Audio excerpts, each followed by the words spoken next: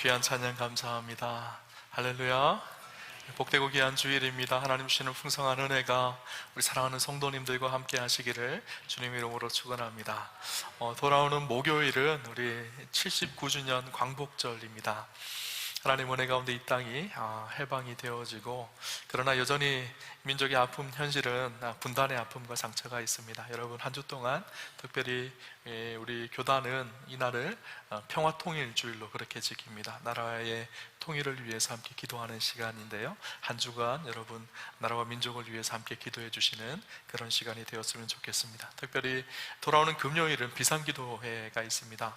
그래서 나라와 민족을 위해서, 교회를 위해서, 또 개인의 여러 가지 기도 제목을 위해서 특별히 기도하는 날인데요, 많은 분들 함께 참석하셔서 함께 기도로 하나님의 마음을 감동하는 복된 시간이 되었으면 좋겠습니다. 여러분, 날씨가 아직까지 여전히 많이 덥습니다. 한참 무더운 날은 조금 이렇게 걷기만 해도 온몸이 땀으로 이렇게 다 젖게 되어지죠. 많은 사람들이 이 더위를 피해서 피서도 가고 휴가도 갑니다. 그런데 피서를 가고 휴가를 가면 시원해져야 되는데 피서를 가도 답답하고 힘든 일들이 많죠. 사람들도 많고, 또 물가가 많이 비싸서 돈도 많이 들고, 또 바가지 요금도 있고 그렇잖아요, 그죠? 그래서 휴가를 갔다 오면 더 답답해 하시는 분들도 많더라고요. 그래서 어떤 분은 집에서 그냥 에어컨 켜놓고 편하게 쉬는 것이 제일 좋은 휴가다, 그렇게도 얘기하시더라고요. 제가 인터넷에 보니까 무더위를 이기는 방법들에 대해서 여러 가지 설명을 막 해놨더라고요. 곳에 보니까 일반적으로 차가운 물로 샤워를 한 다음에 선풍기를 쐬보라, 이렇게도 나오고요. 수박, 팥빙수, 아이스크림, 아이스커피 등 시원한 과일이나 시원한 음식을 먹어라. 또 오히려 이열치열로 보양을 할 수 있는 뜨거운 찌개나 보양탕을 먹어라, 이렇게도 나오고요. 어떤 분은 에어컨이 빵빵하게 나오는 백화점이나 마트에 가서 시간을 많이 보내라, 그렇게도 있더라고요. 굉장히 독특한 것도 있었어요. 티셔츠나 반바지에다가 분무기로 물을 뿌린 다음에 냉동실에 2-3시간 넣어놨다가 그것을 꺼내서 입어라, 이런 것도 있습니다. 그런데 주의사항이 하나 있습니다. 여름 옷은 너무 얇기 때문에 너무 꽁꽁 얼리면 옷이 부러진다고 합니다. 한번 해보시기 바랍니다. 그런데 가장 저렴하고 가장 간단한 방법, 가장 많이 하는 방법이 무엇일까요? 시원한 얼음 냉수를 마시는 일이죠. 열심히 일하고 나서 이렇게 시원한 얼음 냉수를 벌컥벌컥 마시는 생각만 해도 목이 시원해지는 것 같다는 생각이 듭니다. 여러분, 그 말을 아시는지 모르겠어요. 뼛속까지 시원해진다 라는 말을 아시는지 모르겠어요. 어떨 때 너무 답답하고 너무 덥고 너무 힘들고 온몸이 땀으로 다 젖었을 때 시원한 물을 벌컥벌컥 들이마실 때 뼛속까지 시원해지는 것 같은 느낌이 들 때가 있잖아요, 그죠? 얼음 냉수는 오래전부터 우리에게 더위를 식히는 가장 중요한 방법이 얼음 냉수였던 것 같다라는 생각이 듭니다. 지난주부터 저희 교회에서 좀 고민을 하다가 우리 교회 옆에 버스 정류장이 있잖아요. 버스 정류장에 아이스박스를 하나 갖다 놨어요. 그래서 지나가시는 분들, 또 이렇게 버스를 기다리시는 분들이 아스팔트 열기 때문에 너무 덥더라고요. 그래서 저기 아이스박스에 얼음물을 갖다 놓고 필요하신 분들 하나씩 가져가라고 그렇게 했어요. 그래서 제가 한번 가봤어요. 여러분들이 잘 드시나 봤는데 이분들이 드시면서 너무 기뻐하시더라고요. 그리고 교회에서 너무 좋은 일 한다라고 그렇게 이야기를 하시더라고요. 그래서 제가 마음이 기뻤습니다. 그리고 이 얼음물 하나가 사람들의 마음도 기쁘게 하고 또 몸도 시원케 한다라는 생각을 해봤던 것 같습니다. 또 오늘 본문을 보면서 그런 생각이 들었어요. 우리 하나님도 이 얼음 냉수의 맛을 아셨던 것 같아요. 그래서 하나님의 그 마음을 시원케 하는 사람이 있다, 얼음 냉수처럼 시원케 하는 사람이 있다라는 것을 성경은 우리에게 오늘 이야기를 해주고 있거든요. 오늘 본문 말씀 우리 같이 한번 읽어볼까요? 같이 한번 말씀 읽어보도록 하겠습니다. 충성된 사자는 그를 보낸 이에게 마치 추수하는 날의 얼음 냉수 같아서 능히 그 주인의 마음을 시원하게 하느니라. 아멘. 충성된 사자, 사자는 어떤 사람을 의미할까요? 주인이나 왕에 의해서 특별한 사명을 가지고 보냄을 받은 사람들을 말합니다. 하나님께서 저와 여러분의 인생을 이 땅 가운데 보내셨어요. 우리의 가정과 직장과 생업 위에 보내셨어요. 보내셔서 하나님은 우리에게 보내진 사명을 감당하기를 원하시는데 그 하나님이 기뻐하는 사람들이 있다라는 거예요. 하나님의 마음을 시원케 하는 사람이 있는데 그 사람이 누군가 하면 충성된 사자라고 이야기하고 있어요. 충성스러운 사람, 충성스러운 사람 때문에 하나님께서 그 마음이 기쁘시다는 거예요. 마치 얼음 냉수를 들이키는 것처럼 그렇게 기쁘시다는 거예요. 추수하는 날에 얼음 냉수처럼. 추수하는 날은요, 이스라엘은 365일이 다 여름입니다. 다 덥습니다.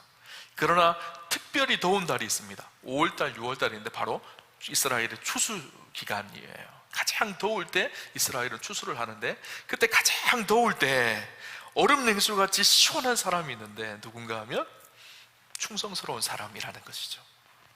충성이라는 말에 의미가 있습니다. 충성이라는 말에 구약 성경에 나오는 히브리어, 구약 성경이 히브리어로 기록되어져 있는데, 그 히브리어로 충성은 아만이라는 단어입니다. 여러분 많이 들어본 느낌이 나죠? 아만 하면 떠오르는 단어가 있죠? 뭘까요?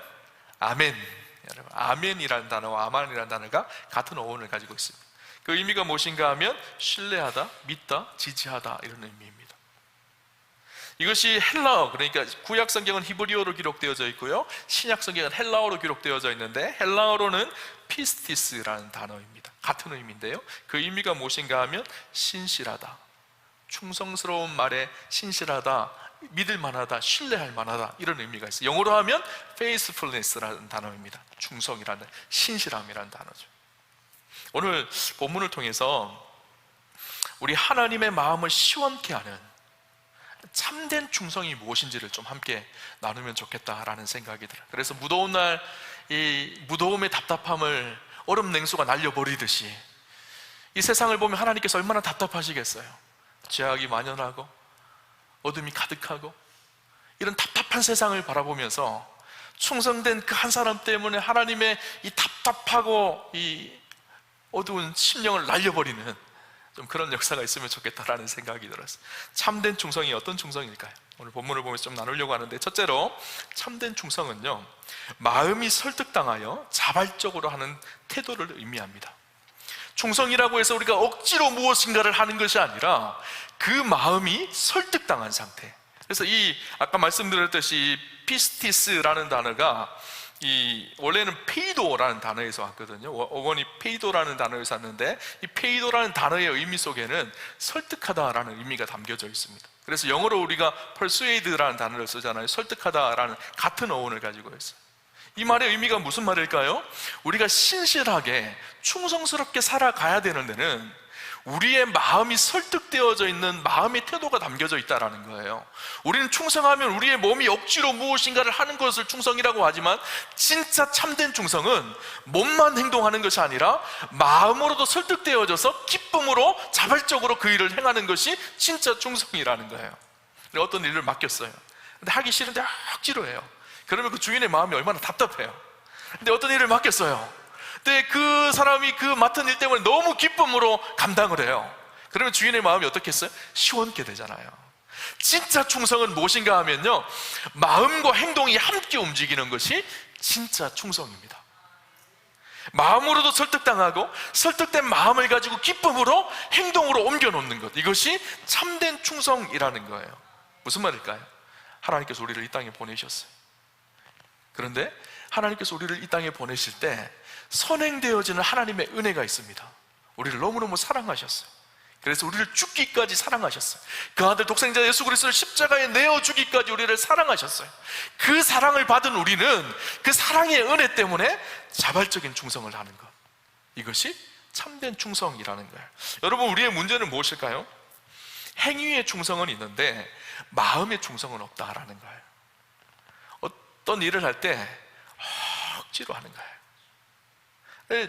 억지로 하니까 본인도 얼마나 힘들어요. 옆에서 보는 사람들도 얼마나 힘들어요.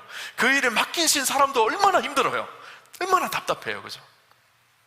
참된 충성은 행위의 충성뿐만 아니라 마음의 충성도 함께 있는 것, 이것이 참된 충성이라는 거예요. 우리가 하나님 앞에 부름을 받아서 어떤 일들을 감당할 때 때때로는 억지로 그 일들을 해야 될 때도 있지만, 참된 충성은 하나님이 우리 안에 베풀어 주신 그 놀라운 은혜와 사랑에 감격하여서 기쁨으로 그 일들을 감당할 때 하나님께서 그 충성을 기쁘게 여기시고 하나님의 마음이 시원케 된다라는 거예요. 신약에 우리가 잘 아는 대표적인 충성스러운 사람 하면 바울을 뽑을 수가 있습니다. 고린도후서 5장 14절 15절에 보면 바울이 그렇게 충성스럽게 살았던 이유에 대한 이야기가 기록되어져 있어요. 14절 15절 말씀 이렇게 기록을 합니다. 그리스도의 사랑이 우리를 강권하시는도다. 우리가 생각하건대 한 사람이 모든 사람을 대신하여 죽었은즉 모든 사람이 죽은 것이라. 그가 모든 사람을 대신하여 죽으심은 살아있는 자들로 하여금 다시는 그들 자신을 위하여 살지 않고 오직 그들을 대신하여 죽었다가 다시 살아나신 이를 위하여 살게 하려 함이라. 사도 바울이 뭐라고 얘기하고 있죠? 그리스도의 사랑이 우리를 강권하시는도다. 이 말이 무슨 말일까요? 그리스도의 그 은혜와 사랑이 지금 우리 안에 영향력을 미치고 있다라는 거예요. 하나님의 선행되어지는, 나를 위해 십자가에 죽으시고 나를 위해 자기를 희생하신 하나님의 그 사랑이 오늘 바울을 붙들고 있기 때문에 그 사랑의 은혜 때문에 어떻게 한다고? 이제는 나를 위해 사는 것이 아니라 나를 위해 죽으신 주를 위해 사는 삶으로 바뀌어졌다라는 거예요. 이것이 충성이에요. 바울이 고난이 있고 어려움이 있어도 낙심하지 않고 끝까지 충성할 수 있었던 이유가 무엇일까요? 선행되어지는 하나님의 은혜와 사랑이 바울을 붙들고 있었기 때문에. 그래서 진짜 충성을 할 수 있는 사람은 어떤 사람일까요? 하나님의 은혜를 아는 사람이에요. 하나님의 그 은혜에 내 삶이 지금 붙들려 있는 인생이에요. 그 사람이 진짜 하나님 앞에 충성할 수가 있는 거예요. 제가 잘 아는 목사님 한 분이 계세요. 이분이 총각대에 있었던 일이에요. 총각대 이제 목사 안수를 받고 사역을 하려고 하는데 그 교회에서 어떻게 제안을 하셨는가 하면 총각에게 청년부를 맡기는 것이 불안하니까 청년부 사역을 하려면 빨리 결혼을 하라 그랬어요. 이 목사님이 고민을 하다가 선을 봤어요. 빨리 좀 결혼을 하려고 맞는 사람을 만나서 선을 봤는데 너무 좋은 자매를 만난 거예요. 그래서 이제 그 자매와 이야기를 하다 내가 빨리 좀 결혼을 했으면 좋겠다. 그래서 결혼을 서둘러서 결혼을 막 하려고 하는데 문제는 그 자매의 집안이 예수님을 안 믿는 집안이었어요. 그래서 찾아가서 그 부모님을 설득을 했어요.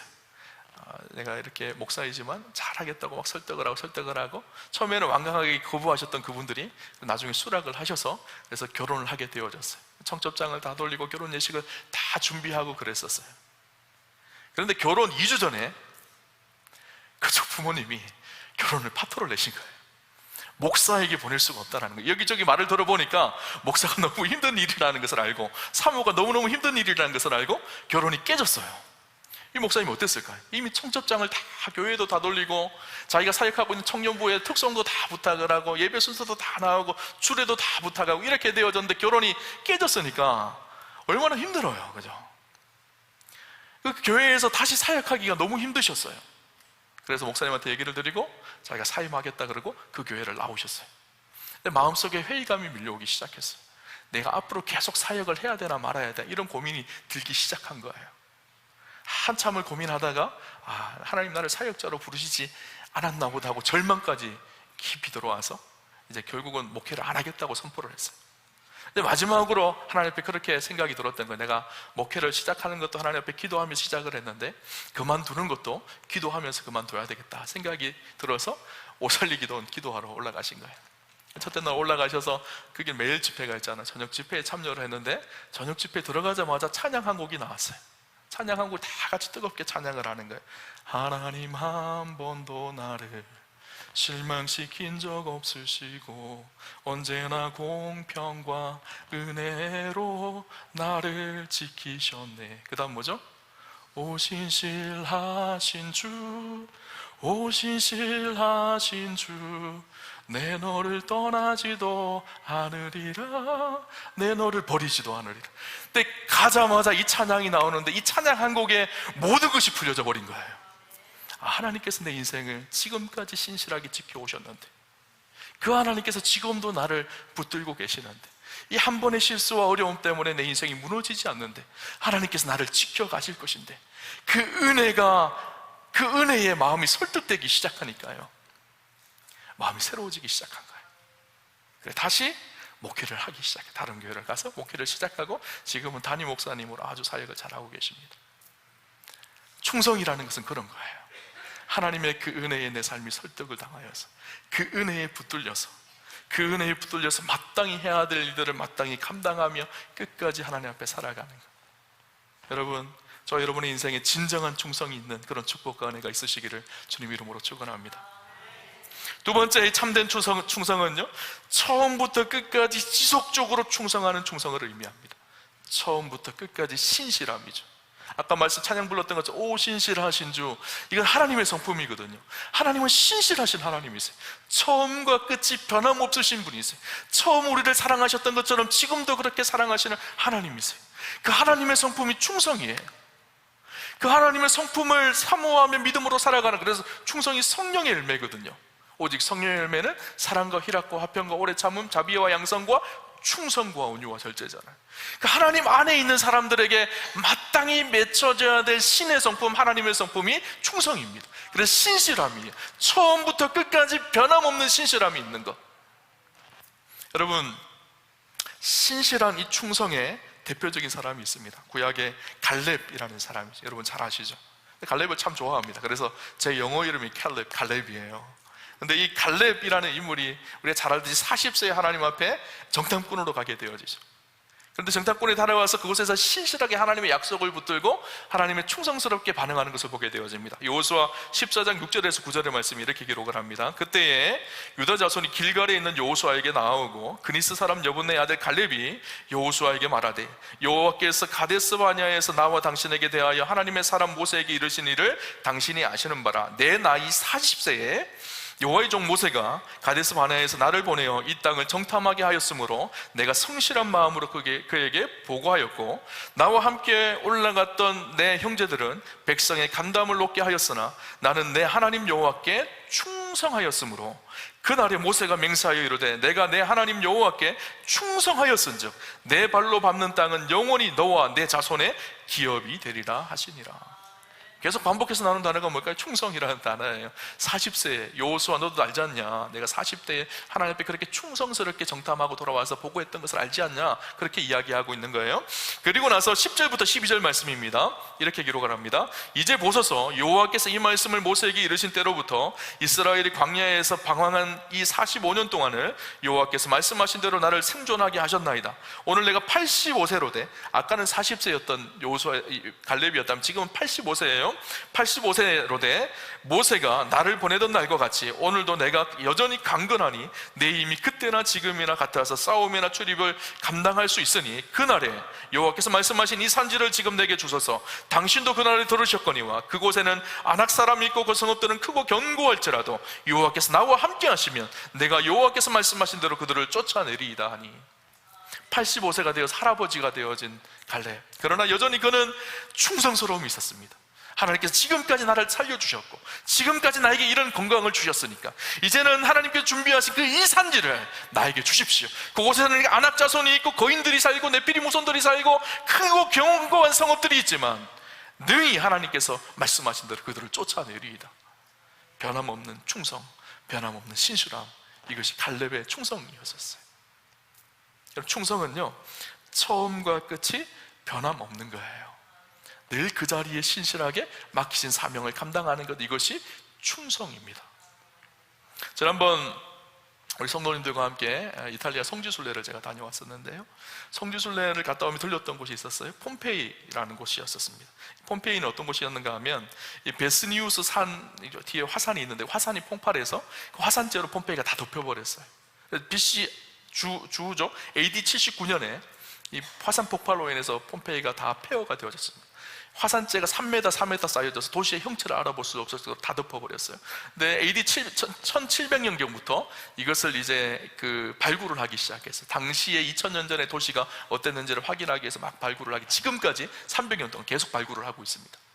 근데 그곳에 가보니까 놀랍습니다. 2000년 전에 그 도시가 얼마나 화려했는지, 그 도로가 얼마나 아름답게 깔려져 있고, 그곳에 가면 병원도 있고 카페도 있고, 과거 2000년 전에 병원도 있고 카페도 있고 또 뭐 베이커리도 있고 수많은 유물들이 나오고요, 공중 화장실, 공중 목욕탕, 그리고 이 아름다운 원형 경기장, 이런 것들이 당시의 로마 시대의 문화가 얼마나 아름답게 화려하게 잘 준비되었는지를 볼 수가 있습니다. 근데 그곳에 인상적인 것이 있어요. 유물이 있는데 어떤 유물들인가 하면 이 발굴하는 사람들이 발굴을 하다 보니까 큰 이 땅속에 구멍, 이렇게 웅덩이가 구멍들이 있는 거예요. 그래서 이것이 무엇인가 하고 가만히 보고 그것을 연구하다가 그 구멍에다가 석고를 넣어봤어요. 석고를 넣었는데 석고 모양이요, 사람의 모양인 거예요. 2000년 동안 사람이 그 화산재에 덮어 써여져서 그 밑에 있다가 다 썩어서 없어지고 큰 이렇게 빈 공간이 되어졌죠. 그곳에 석고를 채우니까 사람의 모양인 거예요. 다. 사람이 시신은 발견되지 않는데 사람의 모양이 그 당시에 죽었을 때 당시의 모습 그대로 사람의 모양이 그대로 있는 거예요. 어떤 사람은 누워있는 사람도 있고 어떤 사람은 아기를 안고 있는 사람도 있고. 근데 독특한 한 화석이 있었습니다. 무엇인가 하면 한 병사예요. 보초병이. 이 폼페이의 성 앞에 들어가는 입구에 보초병에 그 화석처럼 이렇게 나와 있는데 무엇인가 하면 이 화산이 폭발하는 그때도 그 보초, 자기가 지켜야 될 것을 떠나지 않고 끝까지 지키고 있는 보초병인 거예요. 도시가 아비규환이 되어지고 많은 사람들이 다 막 소리치면서 다 죽어가는 그 자리에서도 자기가 지켜야 될 자리를 끝까지 지키고 있는 보초병, 그 모습을 본따서 그림을 하나 그려서 영국 런던의 미술관에 보관이 되어져 있는데 그 밑에 뭐라고 썼는가 하면 제목이 충성이었어요. 충성. 끝까지 자기가 지켜야 될 자리를 포기하지 않고 끝까지 지키는 것, 이것이 충성이라는 거예요. 사람들이 다 탈출을 하고 도망을 가고 아비규환이 도시가 되어졌지만 그럼에도 불구하고 자기가 있어야 될 자리를 한결같이 끝까지 그 자리를 지키는 것, 충성은 바로 그것입니다. 자기가 있어야 될 자리를 잇는 것. 교회에서 사역을 하다 보면 충성된 사람과 그렇지 않은 사람은 어떻게 비교되는가 하면요, 충성된 사람은 자기에게 맡겨진 일이 크든지 작든 일이든지 끝까지 최선을 다합니다. 반면에 충성되지 않은 사람들은 처음은 굉장히 화려합니다. 굉장히 많은 일들을 할 것처럼 막 입으로 이야기합니다. 근데 지나고 나면 흐지부지 아무런 열매가 없고 중간에 조금만 힘든 일이 생기면 못하겠다고 불평 불만을 막 쏟아냅니다. 충성은요 무엇인가 하면 이렇게 정의할 수 있을 것 같아요. 마땅히 있어야 될 자리에 있는 것이 충성이에요. 목사로서 마땅히 있어야 될 자리에 있는 것, 이것이 충성이거든요. 힘든 일이 있고 어려운 일이 있지만 그럼에도 불구하고 마땅히 있어야 될 그 자리를 지키고 있는 것. 장로로서 마땅히 있어야 될 그 자리를 끝까지 지키고 있는 것. 권사로서 마땅히 있어야 될 그 자리를 끝까지 지키고 있는 것. 핍박이 있고 어려움이 있더라도 그 자리를 지켜내는 것. 목장 리더로서, 성가대로서, 교사로서 마땅히 지켜야 될 그 자리가 어떤 일이 있더라도 지켜내는 것, 그 자리에 서 있는 것, 처음부터 끝까지 그 자리를 지켜내는 것, 이것이 진짜 충성입니다. 우리는 늘 일의 크고 작음을 볼 때가 많아요. 나는 이렇게 별 볼 일 없는 일이니까 대충 해도 되지. 아니에요. 충성은요 아무리 작은 일이라도 끝까지 그 자리를 지켜내는 것, 이것이 충성입니다. 세 번째는요, 자신을 보낸 주인의 마음으로 내 일처럼 하는 것이 충성입니다. 여러분 아까 충성된 사자라는 표현을 썼잖아요. 사자라는 말이 영어로 보니까 메신저라고 되어져 있어요. 왕의 말을 대신하는 사람, 그 당시의 대사나 특사들입니다. 외교의 어떤 문제들을 해결하기 위해서, 국가의 어떤 문제들을 해결하기 위해서 특사를 왕이 파송을 하잖아요. 그리고 파송하는 특사는 왕으로부터 권한을 가지고 파송을 받습니다. 근데 이 특사가 어떤 마음으로 가야 될까요? 왕의 마음을 가지고 가야 돼요.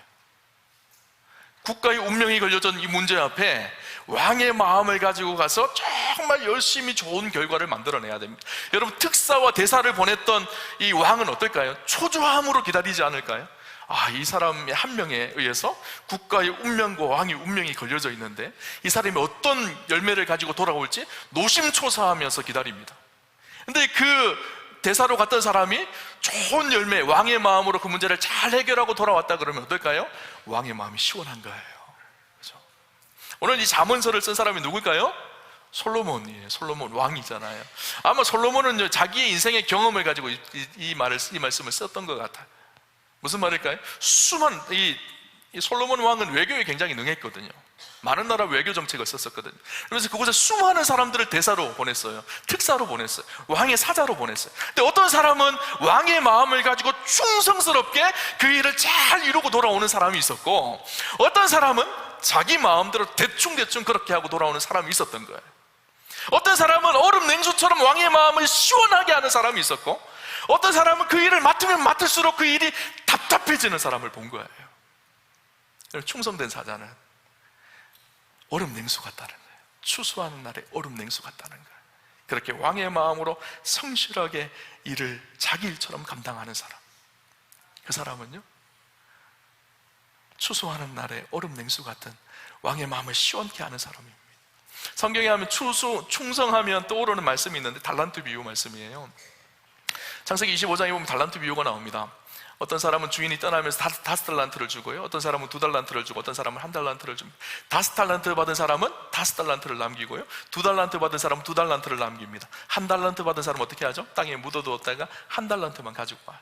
그런데 책망을 받습니다. 5달란트 받은 사람, 2달란트 받은 사람들은 착하고 어떤 종이라고요? 충성된 종이라고 칭찬을 받아요. 그런데 1달란트를 그냥 남기고 온 사람, 그냥 가지고 온 사람은 어떻게 부르죠? 악하고 게으른 종이라고 부름을 받아요. 차이가 무엇일까요? 차이는요, 마태복음 25장 25절에 이렇게 기록을 합니다. 두려워하여 나가서 당신의 달란트를 땅에 감추어 두었었나이다. 보소서 당신의 것을 찾으셨나이다. 이 사람의 마음속에 지금 어떤 마음이 있죠? 주인은요, 그 달란트를 맡기면서 이제는 주인의 것이 아니라 내 것이니 네가 잘 관리해서 좋은 열매를 맺으라고 청지기적 마음을 주고 맡겼습니다. 근데 이 1달란트 받은 사람은 어떤 마음이 있을까요? 당신의 달란트입니다. 당신의 것을 주셨으니 당신의 것 가져가십시오, 이 말이 있는 거예요. 그 말 속에는 어떤 의미가 있죠? 나하고는 별로 상관이 없습니다. 나에게 맡겼었으니까 내가 그대로 돌려주면 되죠. 내 것이 아닙니다. 당신의 것입니다. 이렇게 생각을 하고 있는 거예요. 반면에 5달란트 받은 사람들은 어떤 사람일까요? 2달란트 받은 사람은 주인이 주셨지만 주인이 나에게 주셨기에 이것을 내 것처럼 성실하게 관리를 하였다라는 거예요. 그것이 선한 청지기의 모습인 거예요. 주인의 마음으로, 그리고 그것이 내 것인 것처럼, 내 일인 것처럼 성실하게 최선을 다하는 것, 이것이 충성인 거예요. 여러분, 그렇게 충성한 결과가 무엇일까요? 오늘 본문을 다시 한번 보면요, 충성된 사자는 그를 보낸 이에게 마치 추수하는 날에 얼음 냉수 같아서 능히 그 주인의 마음을 시원케 하는, 얼음 냉수라는 표현을 쓰고 있는데, 이 얼음 냉수라는 말은 이것을 직역을 하면요, 눈의 냉기를 의미합니다. 이 얼음 냉수라는 말이 원어가 셸레그 케치나트라는 단어로 기록되어져 있는데, 이 셸레그라는 말은 얼음이라기보다는 스노우, 눈을 말하고 있고요, 이 케치나트라는 차가운 찬기를 의미합니다. 눈의 찬기라는 거예요. 당시 이스라엘에 눈이 내렸을까요? 갑자기 여름에 막 눈이 쏟아졌을까요? 당시에 얼음을 구한다는 것은 이스라엘 불가능한 일입니다.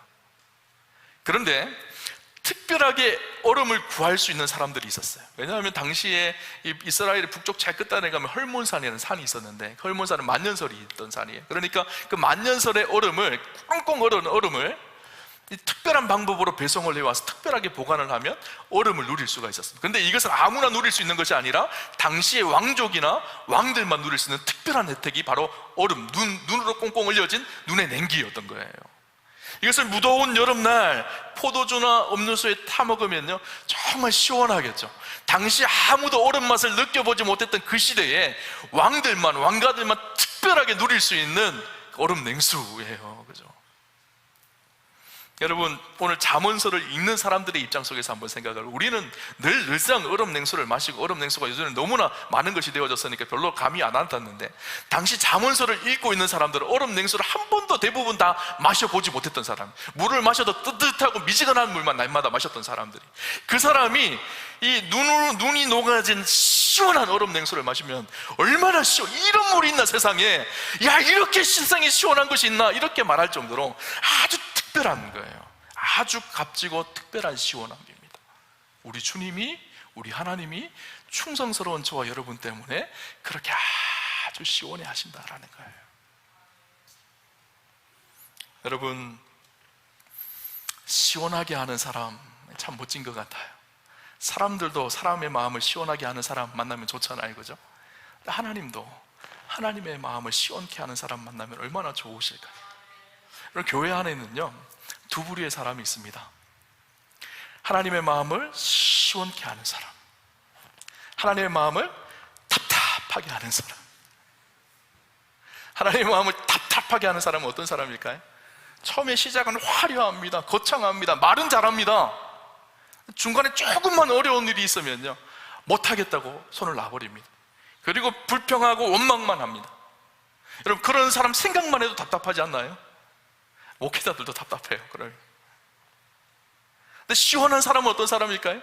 작은 일이지만 맡으면 끝까지 그 자리를 지키며 충성스럽게 그 일들을 이루어냅니다. 그런 사람을 만나면요, 기분이 좋습니다. 그런 사람을 만나면 마음이 시원해집니다. 하나님도 그렇습니다. 처음과 끝이 한결같아서 아름다운 충성의 열매를 날마다 맺는 사람, 자기가 있어야 될 그 자리를 늘 지키며 있는 사람, 세상 사람들이 뭐라고 해도 그 말에 신경 쓰지 않고 내가 맡은 자리이기 때문에 그 자리를 늘 신실하게 지켜내는 그 사람, 하나님이 마음이 시원케 되는, 하나님 앞에 얼음 냉수 같은 인생이죠. 성도 여러분, 그런데 사실 우리 하나님 아버지의 마음을 최고로 시원하게 해드린 얼음 냉수 같은 분이 계시죠, 그죠? 누굴까요? 우리 예수님이시죠. 예수님은 처음부터 끝까지 한결같은 마음으로 당신에게 주어진 십자가라는 사명을 향해서 묵묵히 걸어가셨습니다. 그리고 그 십자가를 지셨어요. 그리고 다 이루었다 말씀하셨어요. 십자가를 완전한 사랑을 성취하셨어요. 우리는 그분의 뒤를 따르는 사람들입니다.